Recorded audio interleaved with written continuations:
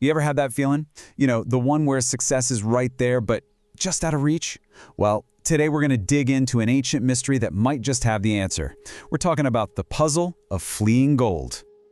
Okay, so let's just get this out of the way. I know what you're thinking. Seriously, if I just move my bed, I'm gonna get rich? It sounds a little nuts, right? But it's a totally fair question to ask. And the answer is a big fat nope. Sorry, we're not talking about rearranging your furniture like a game of Tetris. The real change we've got to talk about goes way, way deeper than that. So to really get why that is, we need to start with this really powerful metaphor that just nails the whole problem. It's all about unstirred tea, and believe it or not, your ambition. Okay, so picture this. You've got a glass of tea, right? And all the sugar is just sitting there at the bottom. If you do nothing, it just gets cold and the sugar stays put. Useless. You have to stir it. You have to create movement to make it sweet. And the big idea here is that your life works the exact same way. So here's the bottom line, the really crucial point. Just staying still, doing the exact same thing for 5 years and hoping for some magical new result, that's not a plan. It's a recipe for disaster. Stagnation. That's the thing that kills ambition. It's what makes it go cold. And you know what? This isn't just a personal problem. This is actually part of a massive ancient puzzle that people have been trying to solve for centuries. It's what we're calling the puzzle of fleeing gold. I mean, this is the question, isn't it?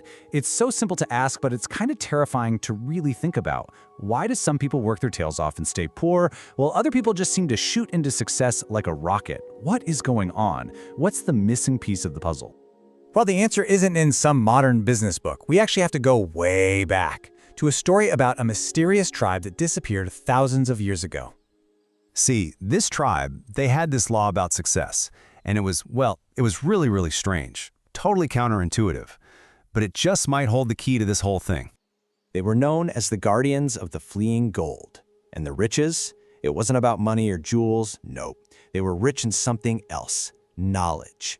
A deep, deep understanding of how success actually works and, crucially, how movement plays into it. Okay, so get this. Here's their bizarre law. The second you hit a major success, like you find a treasure, you close a massive deal, you had to do these 4 things, no exceptions. You had to leave your camp. That very night, no celebrating, no parties. You could not rest in the place of your victory. How weird is that? So why on earth would they do that? Well, they had this powerful belief.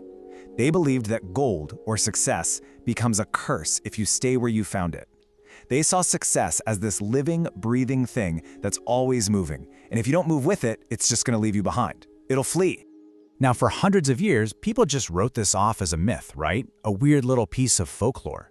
But here's the crazy part. Modern science is now discovering that this ancient tribe was onto something huge. They were way closer to the truth than anyone thought. Let's get into the science of it, which is all about what's called the prison of old identity. So in behavioral economics, there's this concept that explains the tribe's weird law perfectly. It's called the set point of ambition.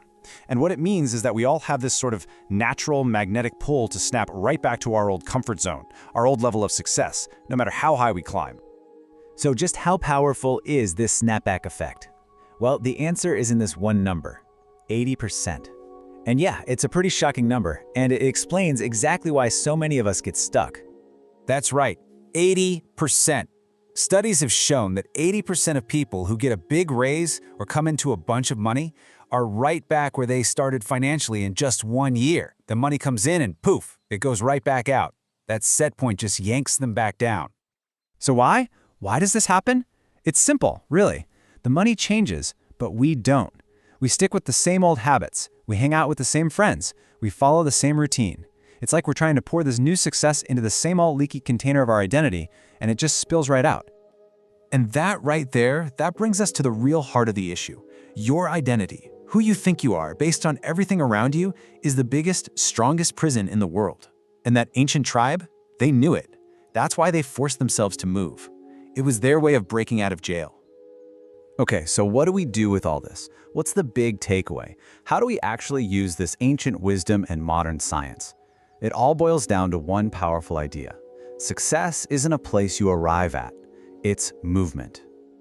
Think about it. Here's the core conflict that trips almost everyone up. You say you want to become a new person, richer, healthier, whatever. but you're still living the exact same old life. It's a total contradiction. It just can't work.